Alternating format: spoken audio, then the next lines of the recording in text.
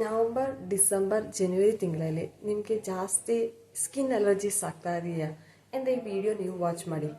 November, December, ಜನವರಿ ತಿಂಗಳಲ್ಲಿ ಚಳಿಗಾಲದಲ್ಲಿ ತುಂಬ ಜನಗಳಿಗೆ ಸ್ಕಿನ್ ಅಲರ್ಜೀಸ್ ಜಾಸ್ತಿ ಆಗುತ್ತೆ.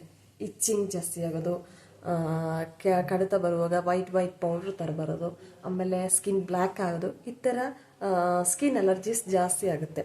ಇದೇನಕ್ಕೆ ಅಂದರೆ ಸ್ಕಿನ್ ಹೈಡ್ರೇಷನ್ ಕರೆಕ್ಟಾಗಿ ಆಗಿಲ್ಲ, ಸ್ಕಿನ್ ಜಾಸ್ತಿ ಡ್ರೈ ಆಗುವಾಗ ಈ ಥರ ಅಲರ್ಜೀಸ್ ಜಾಸ್ತಿ ಆಗುತ್ತೆ. ಇದಕ್ಕೆ ಏನು ಮಾಡಬೇಕಂದ್ರೆ ಕರೆಕ್ಟಾಗಿ ಹೈಡ್ರೇಷನ್ ಆಗಬೇಕು, ಸ್ಕಿನ್ಗೆ ಡ್ರೈ ಸ್ಕಿನ್ ಕಮ್ಮಿ ಆಗಬೇಕು.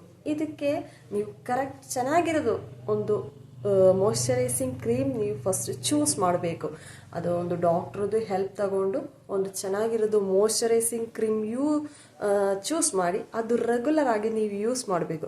ರೆಗ್ಯುಲರ್ ಆಗಿ ಯೂಸ್ ಮಾಡುವಾಗ ಸ್ಕಿನ್ ಹೈಡ್ರೇಷನ್ ಕರೆಕ್ಟಾಗಿ ಆಗುತ್ತೆ, ಡ್ರೈ ಸ್ಕಿನ್ ಕಮ್ಮಿ ಆಗುತ್ತೆ, ಸ್ಕಿನ್ದು ಕೆರೆತ ಅಥವಾ ಅಲರ್ಜೀಸ್ ಎಲ್ಲ ಕಮ್ಮಿ ಆಗುತ್ತೆ, ಸ್ಕಿನ್ದು ಇಮ್ಯುನಿಟಿ ಪವರು ಜಾಸ್ತಿ ಆಗುತ್ತೆ. ಇಲ್ಲಾಂದರೆ ಈ ಚಳಿಗಾಲದಲ್ಲಿ ಎಲ್ಲರಿಗೆ ಅಲರ್ಜೀಸ್, ಸ್ಕಿನ್ ಕಡಿತ ಈ ಥರ ಜಾಸ್ತಿ ಆಗುತ್ತೆ.